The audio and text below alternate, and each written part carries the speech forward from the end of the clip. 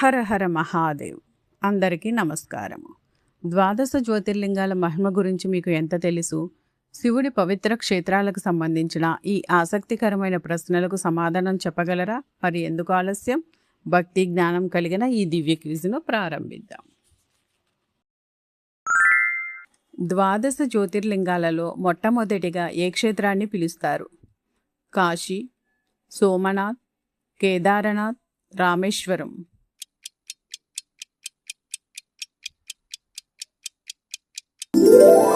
సోమనాథ్. చంద్రుడు తన శాప విముక్తి కోసం ఇక్కడ తపస్సు చేసి శివుడిని ప్రతిష్ఠించాడు. దక్షిణ భారతదేశంలోని ఏకైక జ్యోతిర్లింగం ఏది? శ్రీశైలం, రామేశ్వరం, వృష్ణేశ్వర్, భీమశంకర్.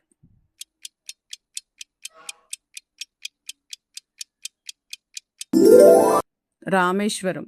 రావణుడిని సంహరించిన తర్వాత బ్రహ్మహత్య పాతకం పోగొట్టుకోవడానికి శ్రీరాముడు ఇక్కడ లింగాన్ని ప్రతిష్ఠించాడు. ఏ జ్యోతిర్లింగ క్షేత్రం ఆంధ్రప్రదేశ్లో ఉంది? ఓంకారేశ్వర్, మల్లికార్జున, వైద్యనాథ్, త్రయంబకేశ్వర్.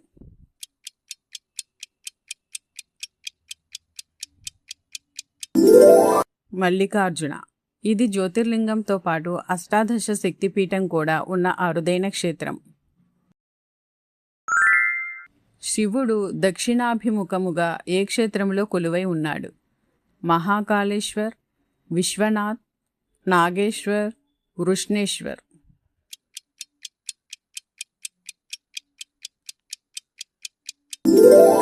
మహాకాళేశ్వర్ ఉజ్జయిని.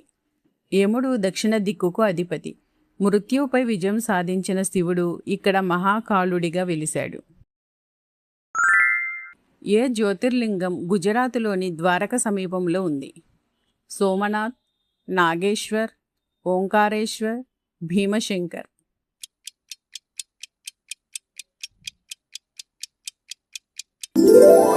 నాగేశ్వర్. సుప్రియ అనే భక్తురాలిని దారకుడు అనే రాక్షసుడి నుంచి రక్షించడానికి శివుడు ఇక్కడ వెలిశాడు. మందాకిని నది ఒడ్డున హిమాలయాల్లో ఉన్న జ్యోతిర్లింగం ఏది? కేదార్నాథ్, విశ్వనాథ్, సోమనాథ్, ఓంకారేశ్వర్.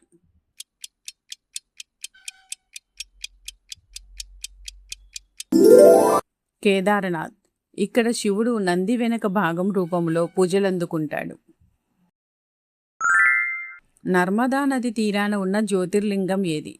వృష్ణేశ్వర్, ఓంకారేశ్వర్, త్రయంబకేశ్వర్, నాగేశ్వర్.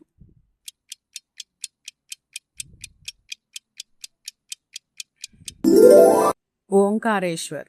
ఈ క్షేత్రం ఉన్న ద్వీపం ఆకాశం నుండి చూస్తే ఓం ఆకారంలో కనిపిస్తుంది. గోదావరి నది జన్మస్థానమైన బ్రహ్మగిరి పర్వతాల వద్ద ఉన్న లింగం ఏది? త్రయంబకేశ్వర్, భీమశంకర్, వైద్యనాథ్, సోమనాథ్.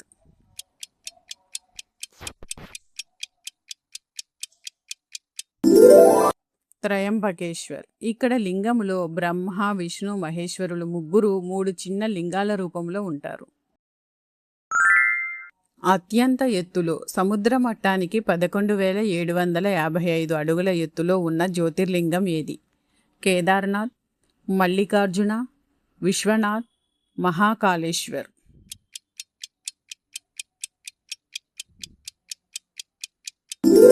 కేదార్నాథ్. ఈ ఆలయము శీతాకాలములో మంచుతో కప్పబడి ఉంటుంది కాబట్టి ఏప్రిల్ నుండి నవంబర్ వరకు మాత్రమే భక్తులకు అనుమతి ఉంటుంది. చిత్తభూమి అని పిలువబడే జ్యోతిర్లింగ క్షేత్రం ఏది? వైద్యనాథ్, నాగేశ్వర్, రామేశ్వరం, కాశీ.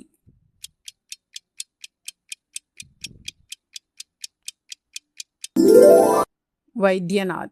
రావణుడు శివుడిని లంకను తీసుకెళ్లే క్రమంలో భూమిపై ఉంచిన లింగం ఇక్కడే స్థిరపడిందని పురాణాలు చెబుతాయి. ఏ క్షేత్రంలో జ్యోతిర్లింగానికి ప్రతిరోజు తెల్లవారుజామున భస్మహారతి నిర్వహిస్తారు? కాశీ, ఉజ్జయిని, త్రయంబకేశ్వర్, మల్లికార్జున.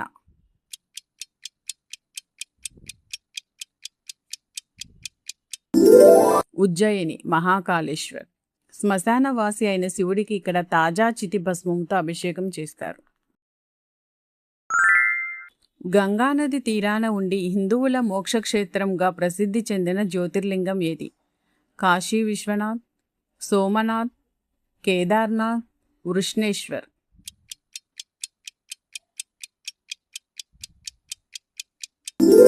కాశీ విశ్వనాథ్.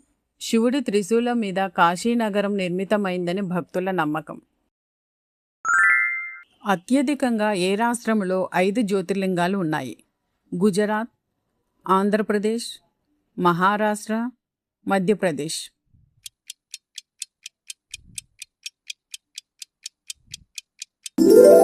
మహారాష్ట్ర. త్రయంబకేశ్వర్, భీమశంకర్, వృష్ణేశ్వర్, పరలి, వైద్యనాథ్, ఔంధా, నాగనాథ్ అనే 5 క్షేత్రాలు ఇక్కడే ఉన్నాయి.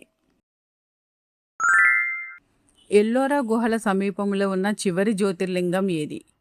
భీమశంకర్, వృష్ణేశ్వర్, సోమనాథ్, ఓంకారేశ్వర్.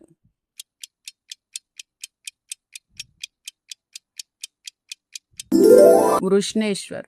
కుసుమ అనే భక్తురాలి కోసం శివుడు ఇక్కడ ప్రత్యక్షమయ్యాడు.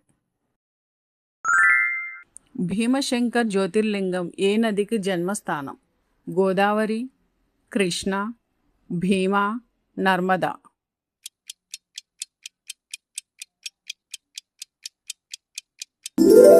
భీమా నది. త్రిపురాసుర సంహారం తర్వాత శివుడి శరీరం నుండి వెలువడిన చెమట బిందువుల వల్ల ఈ నది ఉద్భవించిందని పురాణాలు చెబుతాయి. ఏ జ్యోతిర్లింగ క్షేత్రాన్ని దర్శిస్తే అన్ని పాపాలు నశిస్తాయని కాశీఖండం చెబుతుంది? కాశీ విశ్వనాథ్, మల్లికార్జున, సోమనాథ్, కేదార్నాథ్.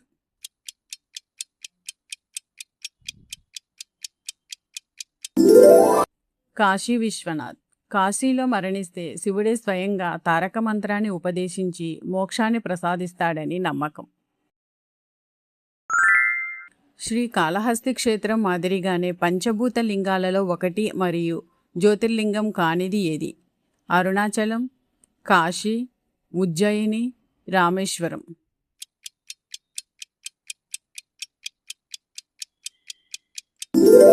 అరుణాచలం. చాలామంది అరుణాచలాన్ని జ్యోతిర్లింగంగా భావిస్తారు, కానీ ఇది పంచభూత లింగాలలో అగ్నిలింగం. 12 జ్యోతిర్లింగాల స్తోత్రాన్ని రచించినది ఎవరు? వేదవ్యాసుడు, ఆదిశంకరాచార్యులు, వాల్మీకి, కాళిదాసు.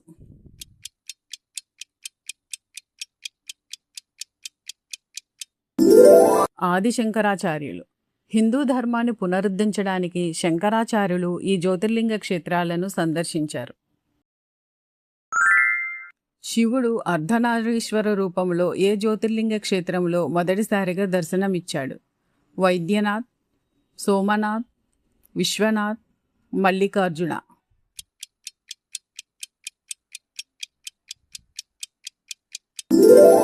మల్లికార్జున.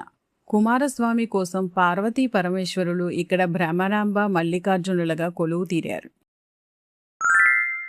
శివుడు ఏ జ్యోతిర్లింగ క్షేత్రంలో జ్యోతి రూపంలో బ్రహ్మ విష్ణువులకు కనిపించాడు? సోమనాథ్, అరుణాచలం లేదా అన్ని జ్యోతిర్లింగాలు, రామేశ్వరం, వైద్యనాథ్.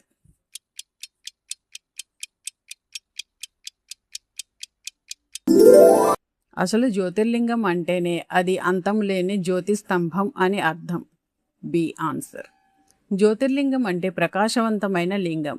శివుడు అగ్నిస్తంభంలా నిలబడినప్పుడు దాని మూలాన్ని ఎవరు కనుగొనలేకపోయారు. 12 జ్యోతిర్లింగాల దివ్య మహిమపై ఈ క్విజ్ మీకు నచ్చిందని ఆశిస్తున్నా. మీరు ఎన్ని సరైన సమాధానాలు చెప్పారు కామెంట్లో చెప్పండి. ఇలాంటి మరిన్ని భక్తి క్విజుల కోసం మా ఛానల్ని సబ్స్క్రైబ్ చేసి బెల్ ఐకాన్ నొక్కండి. హర హర మహాదేవ్.